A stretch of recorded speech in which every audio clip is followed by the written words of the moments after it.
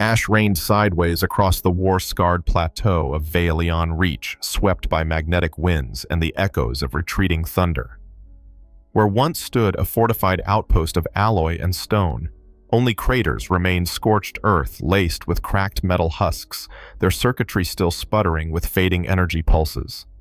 The sky glowed dull red under the twin suns' descent, backlit by drifting ion clouds from the recent orbital bombardment. Everything smelled of burnt ozone and melted graphite. Kael Draven crouched behind the fractured remains of a comms tower, his reinforced Talon armor singed and pitted from plasma fire. The cilia nodes of his neural harness, once feeding command data to his now removed wings, itched with phantom longing. Wingless, grounded, and officially detached from the Talon vanguard, Kael was out of position, out of regulation, and out of time. He toggled his HUD. Nearby biosignatures flashed, but only one remained steady, weak fading, but undeniably alive. The rest had flatlined. Orders had been clear: do not engage, retreat to orbit, leave Netherian casualties to their own chain of command. But Kael hadn't climbed through the ranks of interspecies cooperation just to become another machine in the bureaucratic war furnace. Something about this signal buried under a smoking ruin compelled him to disobey. He moved. Crossing the rubble field, his boots crushed glassy shards that once formed armor bone or something between. He located the wrecked dropship, a Netherian reconnaissance vessel, its obsidian hull warped by internal explosions. Its dorsal fin had snapped like a tree under lightning. Shattered ribs of hull framing jutted into the sky, catching fire glow like ancient stone fingers clawing at the heavens. Inside, smoke hissed from split conduits and acidic mist curled around the remains of an inner bulkhead. And there she was. Pinned beneath a structural spar half submerged in a spill of coolant and carbonized foam, lay a figure in torn Netherian tactical garb. Her skin, a glistening crimson patterned with faint silver striations, shimmered like living lava beneath the flickering emergency lights. Her silver-white hair, once neatly braided in diplomatic standard, now lay fanned around her like plasma discharges. She bled from her side, and her left leg twisted at an unnatural angle. For a breath, Kael simply stood there, absorbing the uncanny, quiet wrongness of it all. He wasn't supposed to be here. She wasn't supposed to be alive. And yet, without hesitation, he moved to the wreckage. No command channel, no oversight, only instinct. He braced his armored shoulder under the collapsed beam and heaved. The spar groaned, then lifted with the screech of protesting metal aided by his exo-muscle enhancers. The moment her weight freed her body, slumped forward unconscious or too weak to respond. Kael scanned for splints dressings, anything, then discarded protocol and knelt. He checked vitals, erratic, shallow. Fracture laceration signs of internal trauma. She needed evac, not field treatment. But the nearest med transport had left 20 minutes ago. He swept her off the deck into his arms, rising smoothly despite the strain. Her skin felt hot against his chest plate, not from fever, but from native Netherian thermal biology. Her breath fluttered like bird wings.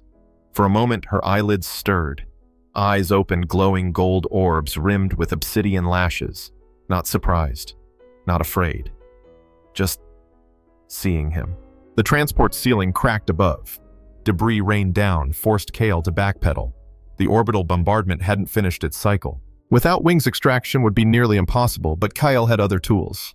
He activated the emergency booster harness still clipped to his spine. The old kit roared to life, coughing blue fire. He launched upward just as the remaining deck collapsed behind them. The sky greeted them with chaos. Anti-air flak still laced the lower thermals. Thunderheads of superheated dust spiraled across the horizon. With the wounded Netherian pressed tightly against him, Kael banked low toward the black cliffs of the Glaith expanse.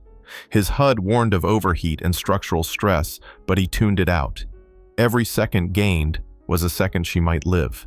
A plasma beam seared past. Shadow-clad flyers, black-armored shapes with sleek hulls and no transponder signatures pursued from the eastern ridge.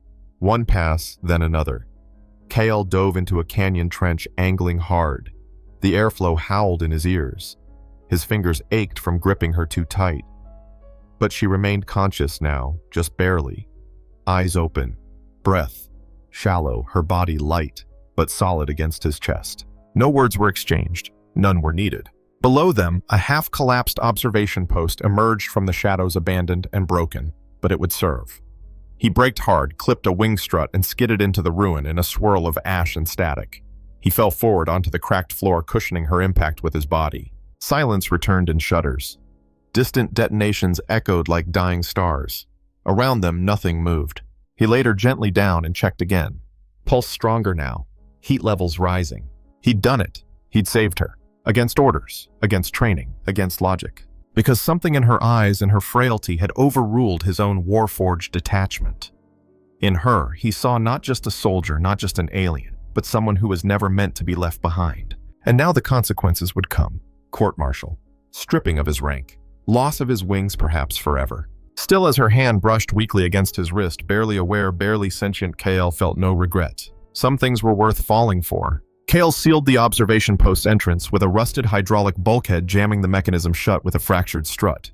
It wouldn't hold long under direct assault, but it might be enough to buy them minutes if the shadow clade tracked them this far. He scanned the interior, shattered consoles, burnt-out terminals, a collapsed stairwell leading to what was once a lookout dome. No power, no communications, just steel bones and silence. The Netherian woman lay where he'd placed her, propped against a tilted support column. Her eyes were closed now, but her breathing had stabilized into a steady rhythm. Her body glowed faintly in the dimness. Netherian skin always did under low light, a soft bioluminescence like the inside of an ancient lantern. The effect was mesmerizing, almost reverent. Kael forced himself to look away. He located a medkit behind a half-buried console and set to work. Most of the synth flesh patches were human-calibrated, but pain inhibitors were spectrum-neutral. He pressed the dermal tabs along her ribcage and thigh, watching as her muscles flinched beneath his touch. Her wounds would heal with time if they had any. He worked silently, methodically. Field dressings, fluid packs, stabilizer injections. He didn't know her name, didn't know her rank. All he knew was that she'd been left to die, and now she wasn't. As he splinted her leg, she stirred her breath, hitching softly at the pressure. Her golden eyes cracked open again, this time clearer, sharper. Kael paused. The silence between them pulsed with meaning. Her gaze moved from his face to his armored hands, to the discarded medkit, to the glimmering ash still clinging to his boots. She didn't speak. Neither did he. There was no translator activated, no link to bridge languages if they even needed one. Yet she didn't recoil. She didn't reach for a weapon. She merely watched him, as if trying to decide whether he was real. Outside, a distant rumble shook the floor. Kael turned toward the sound, tensing out of habit, but it passed, just another detonation across the far ridge. He exhaled. From a pouch on his hip, he pulled a field ration cube and cracked it open. He took a bite, grimacing at the bitter nutrient paste, then knelt and held the rest out toward her. She hesitated, then reached slowly. Their fingers brushed as she took it. The contact sent a ripple through his neural harness, some old feedback loop misfiring without his wings connected. It felt like being touched where a limb used to be. But her hand remained steady. She bit into the ration with surprising restraint, swallowing without a sound. Her eyes didn't leave his. As she ate, Kael eased down beside her against the metal pillar. He didn't speak. Words weren't useful now. Instead, he let the silence work, slowly reshaping the space between them. It was strange, he thought. How quickly proximity could override prejudice. How fragile life became a bridge stronger than diplomacy. The galaxy had spent decades building walls between species like theirs, and here they were pressed together in the dust, sharing food and body heat, as if it had always been this way. Hours passed like that. She slept again, fitfully curled slightly toward him, her injured leg propped on a folded tarp. Kael stayed awake, listening to the storm outside shift and move. He ran system checks, realigned his sensors, and studied the broken neural pins along his spine. Jagged scars where the wings had been removed, cauterized at the base. He flexed instinctively, still expecting lift, still feeling the echo of momentum, but there was nothing, just the hum of memory. At some point, her hand fell across his, not searching, not clinging, just resting there as if it belonged. He let it stay. By the next morning's cycle, Kael had scouted the perimeter. No patrols yet, no comms interference. He estimated they had maybe 4 hours before the area was reswept. He needed extraction, but no one was coming. Not for her, not for him. When he returned, she was awake, propped on one elbow, inspecting the internal circuitry of a broken comm array. Her skin glowed softly in the filtered light. She no longer looked like a casualty. She looked like someone planning a counterstrike. He set down a power cell and slid it across the floor toward her. She caught it, socketed it into the console. Sparks flew. A screen blinked. Static. Then Netherian glyphs. A schematic appeared, interior layout of a subterranean archive facility nearby. Kael blinked, impressed despite himself. She was trying to reroute signal. She glanced at him, then tapped the screen. A blinking icon showed a signal relay. Another icon labeled in Netherian script flickered near it. Restoration Core. Healing Interface Node. Kael looked at her. She nodded once slowly. They weren't just staying alive. She had a plan. He lifted her into his arms again carefully. This time she didn't flinch. Her arms wrapped loosely around his neck. Their bodies fit closer now, familiar, practical, necessary. The ruins of Vailian Reach stretched before them, blistered and breathing ash. Kael adjusted his grip. Her skin felt warmer than before. Her breath came steady and slow against his collar. They moved as one through the wreckage toward the node, toward whatever came next. The node was buried beneath the skeletal remains of a Netherian observatory, half swallowed by the crust of the planet during one of the tectonic ruptures triggered by the war's orbital strikes. Its outer walls were cracked obsidian, laced with veins of glowing mineral residue that pulsed faintly beneath the dust, as though the structure itself still dreamed. Kael descended the spiral chute slowly. Liora cradled against his chest. Her breathing was ragged now, and her skin radiated a worrying heat. He could feel her heartbeat in the hollow of his arm, quicker, sharper than it had been. Whatever biochemistry fueled her kind, it was working overtime, and it was faltering. They passed through a shattered entrance marked with faded Netherian sigils. Inside, light returned amber and green pulses flowing through semi-organic cables embedded into the architecture like veins. Something still powered the node, and whatever that was, Kael could feel it vibrating through the soles of his boots. The healing interface node was more chamber than machine. Carved from curved basalt, it resembled a womb hollowed from stone. At its center, a raised platform shaped like overlapping petals glimmered with translucent membranes, each one inscribed with sequences of Netherian genetic script. Kael stepped forward. As his boots crossed the platform's threshold, an interface burst to life around them. Rings of light cascading upward, scanning his body, then hers. The chamber pulsed once. Then silently, a vertical cocoon began to unfurl from the ground. It wasn't mechanical in the traditional sense. No hinges, no hydraulics, just material responding to presence, like petals responding to sunlight. It opened just wide enough to accept them both, then glowed violet at its core. Kael didn't hesitate. He stepped in. The moment they crossed the inner membrane, it sealed behind them with a hiss of warm vapor. The air inside was dense, fluidic, but breathable. Sensors laced the walls, some visible, most only inferred by the strange tingling across his skin. Then the interface spoke not in words but in sensation. A ripple of intent entered his nervous system, bypassing language entirely. The system recognized life. It detected trauma. And it initiated the only process it could, restorative fusion. Kael felt his heart rate spike as bioplasmic threads descended from the chamber's apex, weaving through the space like liquid strands of light. One latched to Leora's sternum, another to Kael's shoulder. Dozens more blossomed surrounding them in a lattice of humming filaments. And then it began. Pain not from injury, but from connection. His thoughts blurred. Her thoughts pressed against his. Emerging not of memory, but of sensation. Neural harmonics. Shared perception. Emotive tethering. The chamber didn't just repair it aligned. It interpreted trauma as imbalance and sought to correct it by synchronizing biology. Kael staggered as waves of sensation overtook him. Memories that weren't his cold military tribunals in marble halls, betrayal coded into Netherian diplomatic encryption faces he didn't know, but that filled Liora with fire and grief. In return, she absorbed his. Combat drops over Myris 5. The moment his wings were removed, severed from him like a part of his soul. The moment he chose to save her. The heat of her body pressed to his armor. The fusion accelerated. A shared pulse developed between them. Not love, not yet, but unity. Reflexes aligned. Heartbeats synchronized. His pain dulled when hers dulled. Her breath came easier when his slowed. A secondary cascade triggered. The chamber's inner core flooded with bioreactive gel enveloping them in a suspended state. Not quite liquid, not quite air. It sank into skin, searching for compatibility markers. Genetic overlays appeared shimmering matrices of human and Nitharian code. The system sought the bridge between them, and it found one. The spark latent buried in Kael's genetic makeup, perhaps an ancient fragment from distant evolution, reacted to Nitharian cell structures in a way the machine hadn't predicted. Not just compatibility, amplification. The cocoon pulsed white-hot. Kael's spine arched involuntarily. Liora convulsed once against him, then went still, her fingers interlacing with his in perfect coordination. For a moment their lungs functioned as one. Their thoughts knotted like twin strands of data winding into a helix.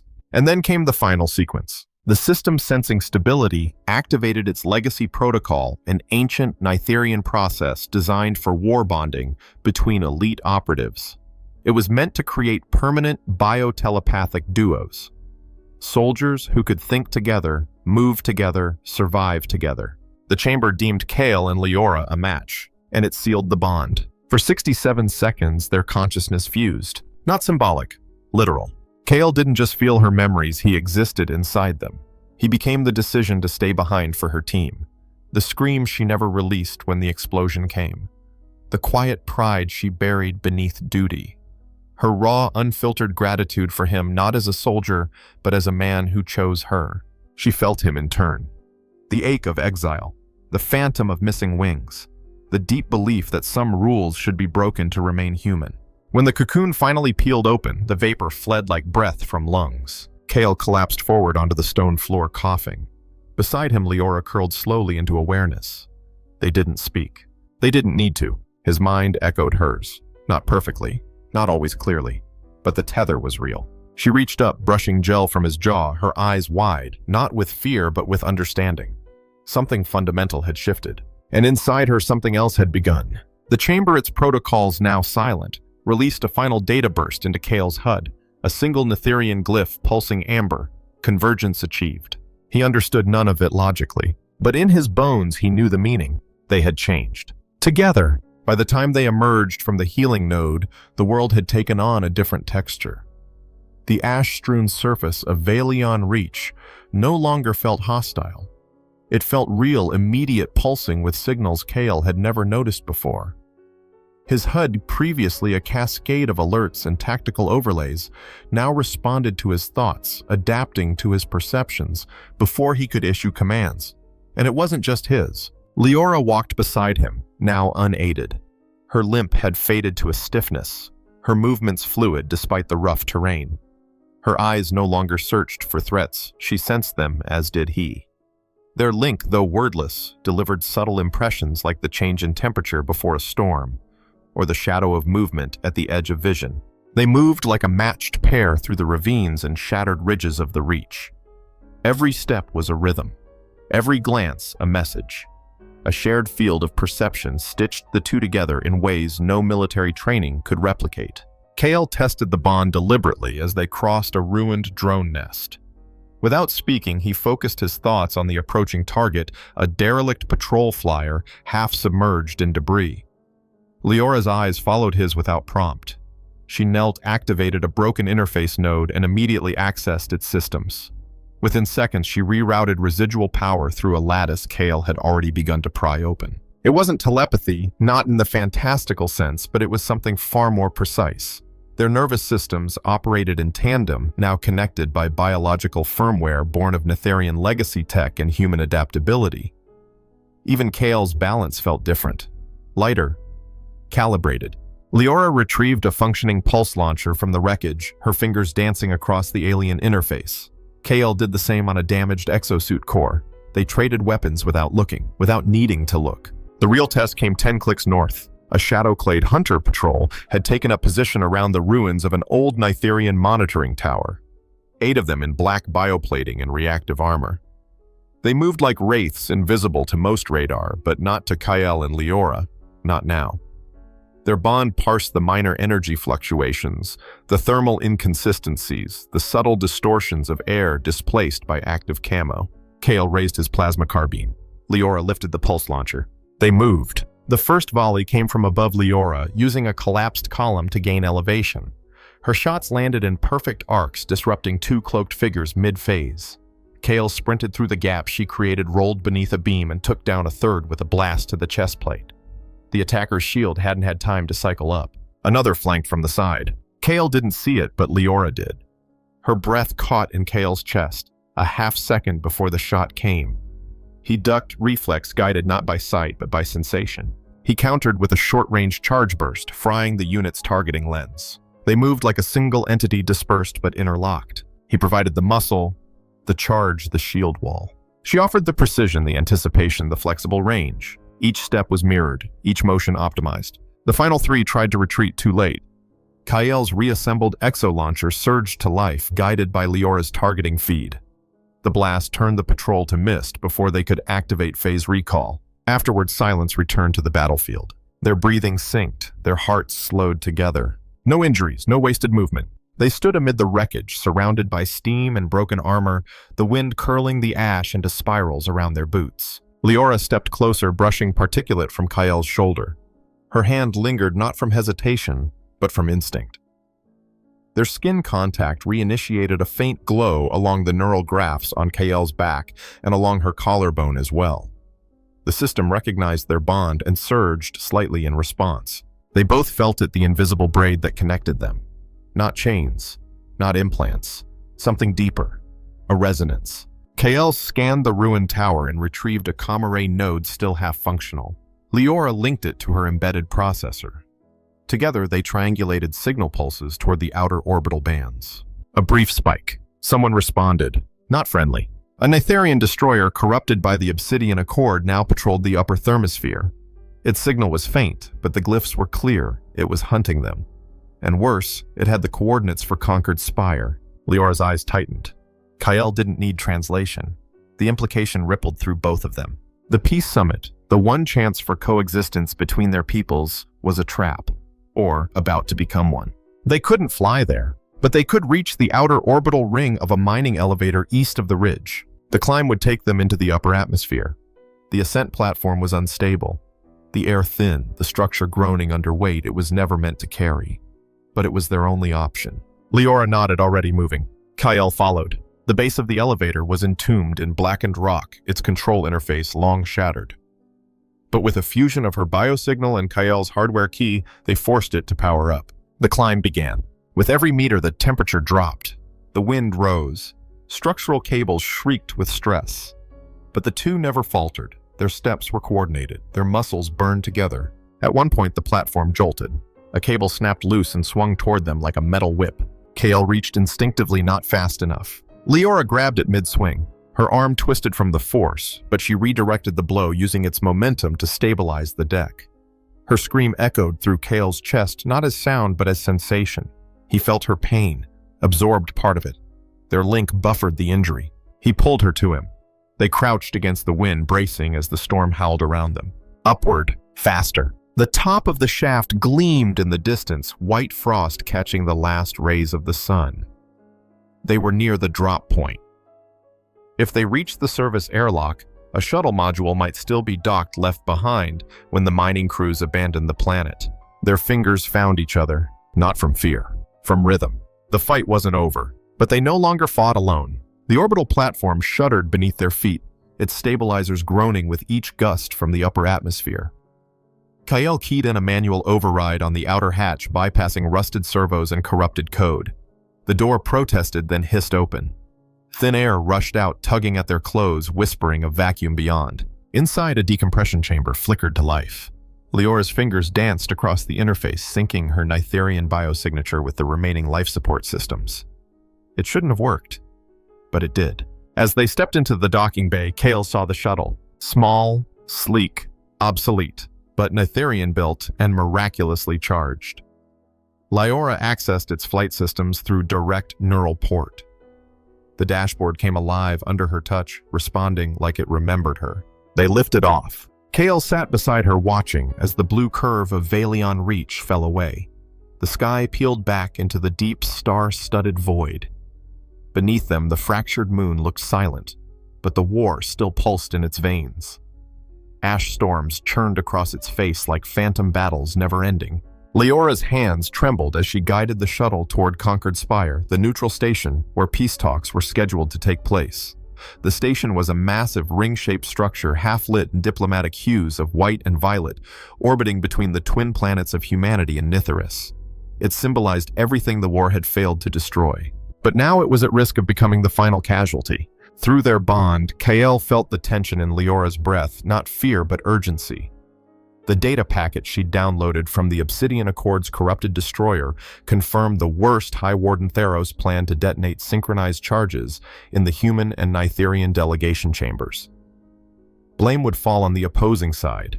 War would ignite, and the Accord would profit from the ashes. The shuttle approached the station's exterior. Standard docking lanes were locked. Protocols would flag them as fugitives. But Kael noticed a blind zone in the station's maintenance ring, likely overlooked or intentionally left vulnerable. They threaded the gap. Inside Conquered Spire gleamed. Artificial gravity engaged. They touched down in a disused engineering bay. Lights flickered, long dormant. Air tasted sterile. No time to pause. Liora led them through service tunnels, tapping into data nodes, reading real-time troop deployments. The Accord's operatives were already here embedded as diplomatic security. Kael assembled a weapon from scavenged components, a compressed plasma accelerator. Compact, brutal, perfect for hallway combat. Liora augmented her pulse sidearm with a Nitherian energy shard from the healing chamber's remnants, creating an ionic disruptor capable of shorting exosuits. They moved fast. Kael's HUD synced with the station's internal map. Through their shared awareness, they located the twin blast points symmetrically placed on either side of the ring. Perfectly timed. Maximum effect. But one pattern didn't make sense. Too symmetrical, too elegant, it lacked chaos. Liora saw it too. And then she understood a third charge, the central reactor. If it detonated, the station would be destroyed entirely along with all diplomatic leaders on board. They split without speaking. Kael moved toward the human chamber, Liora toward the Nitherian. Their neural link stretched thin across steel corridors and diplomatic banners but held. Each could still feel the other's heartbeat. Kael moved like a storm, quick, decisive. 2 Accord agents patrolled the antechamber. He stunned one, disarmed the other, used a detonation spike to breach the floor panel. The device waited beneath elegant, almost ceremonial. He disabled it with only seconds remaining. On the other side of the ring, Liora crawled through a ventilation shaft above the Nitherian chamber. The Accord agent there was already arming his detonation glyph. She dropped behind him, used the ionic disruptor. He screamed. She silenced him with a stun blast and deactivated the timer with precise fingers. Kael's breath caught. Her pain rippled through him, minor bruising, a strained joint, but she was alive. Then they both felt it. The third charge, reactor core. It had begun the countdown. They ran. Across the central bridge, alarms screamed as the station's internal sensors detected tampering. Delegates scattered. Artificial gravity fluctuated. Emergency shields flickered. Kael and Liora converged on the reactor tower's base. Inside they found him. High Warden Theros stood alone, adorned in the jet-black regalia of the Obsidian Accord. His eyes ringed with Nitherian war pigment, gleamed with fanatical certainty. Kael raised his weapon. Theros didn't flinch. "You think a shared bond makes you strong," he said, voice like obsidian grinding against steel. "It makes you vulnerable. Emotions compromise judgment. Empathy weakens resolve. You've tainted your species." Kael didn't respond. He didn't need to. Liora stepped beside him, glowing faintly. Their presence together disrupted the reactor chamber's sensors. 2 biosignatures harmonized so tightly the system couldn't distinguish them from one. The core pulsed red. Theros activated the sequence. Kael moved first, diving across the chamber, grappling the warden into the control array. The discharge flung them both back. Liora landed beside the console. Her hands flew across the controls. Each stroke reflected in Kael's mind. He fed her solutions, she executed them. The sequence paused, failed. Theros rose injured but seething. Kael met him at the center of the room. The fight was quick, brutal, balanced. But Kael had something Theros didn't, a tether that fed him strength not from fury, but from unity. He struck the warden down. Liora finished the override. The reactor cooled. Lights dimmed, then steadied. Peace returned. And in its wake, a silence that felt earned. Hours later, as security forces swept the station, the truth emerged.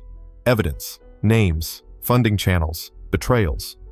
The Obsidian Accord's conspiracy unraveled under the weight of proof. Kael and Liora were no longer fugitives. They were witnesses, symbols, possibilities. And in the shadow of disaster averted, the delegates didn't argue. They listened, because for once, war had been prevented not by firepower, but by two beings who chose to trust each other. Days passed, then a week. The storm of inquiry and resolution swept through Conquered Spire like a purifying tide.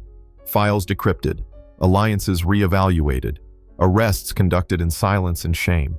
Both the Human Outer Command and Nitherian High Synthesis Tribunal issued joint declarations denouncing the Obsidian Accord. The surviving leadership forged a new doctrine, one that no longer separated diplomacy from defense and no longer treated trust as a weakness. Kael Draven stood once more in a familiar hall. But now he wore his uniform not as a mark of obedience, but as a badge of earned conviction. Marshal Syrinx, the Nitherian adjudicator, who had once presided over his expulsion, addressed him in a chamber reconfigured for celebration, rather than judgment. Where once the disassembled remnants of his wings had lain like broken relics, now a gleaming pair of next-generation flight rigs rested on a plinth. Sleek, silent, deadly. Crafted not just from human alloy, but Nitherian biosynthetic tissue blended through the same interface that now pulsed beneath Kael's skin. Syrinx lifted the wings with both hands, stepped forward, and reattached the spinal interface with careful precision. Kael felt the surge instantly. Not pain, not nostalgia, something new, something whole. Behind him, Liora stood in formal diplomat's attire, her figure framed by violet banners representing the new joint accord. Her eyes met his across the ceremonial floor, and the faintest glimmer crossed the tether between them. A shared memory. A flicker of laughter. The warmth of breath inside a healing chamber. Later, after the accolades and formalities faded, they flew. Not to be seen, not to impress, simply to rise together. The atmosphere peeled away beneath them as the dual flight rig engaged. Liora's wings, smaller, designed for finesse, fluttered beside Kael's broader frame, the paired neural patterns allowing for coordinated lift and velocity balance. Their forms spiraled in a synchronized arc above the Nitherian capital, casting shadows on the domes below. When they landed on a basalt overlook, the wind smelled like iron and burnt sunlight. Kael touched down first. Liora followed, folding her wings with a motion that mirrored his. They didn't speak, but they no longer needed to. She stepped closer and her fingers found his again. Not tentative, not performative, just there. Between them, the bond still pulsed, not overwhelming, not intrusive. It was quieter now, like a background hum behind the stars. Then came the final message, not through comms, not through diplomats, through biology. A soft whisper from the bond, a flicker of new life, not imagined, not metaphor, confirmed. The child growing within her bore traits from both. Kael felt it in his chest like a heartbeat that didn't belong to him but was his all the same. It wasn't fear that gripped him, it was awe. In the wake of war and the wreckage of betrayal, something had chosen to emerge. Not vengeance, not revenge. Harmony. They would raise this child in a galaxy still learning to trust itself. A child born of defiance. A child born of rescue. A child born not to continue a war, but to prove it was never inevitable. Kael looked down at her hand in his, and then at the stars above. And then they flew again, two shapes against a sky no longer divided by faction or origin. Together. Always. In a galaxy divided by war and suspicion, Kael Draven, a wingless human soldier, defied orders to save a wounded Nitherian Liora Vey. That moment of defiance sparked not only a forbidden connection, but a bond that evolved into something far more powerful, a hybrid resonance of minds, bodies, and destinies. Through perilous escape, biological fusion, and coordinated combat, they exposed a conspiracy threatening interstellar peace. As they dismantled the Obsidian Accord's plan to ignite all-out war, they proved that loyalty and logic alone cannot win against hatred, only compassion can. Their child, born from risk and trust, stands as a living symbol of what humanity and Nitherians can become together. This wasn't just a love story, it was the start of a new future. If this story resonated with you, don't forget to comment your thoughts and subscribe for more long-form sci-fi storytelling.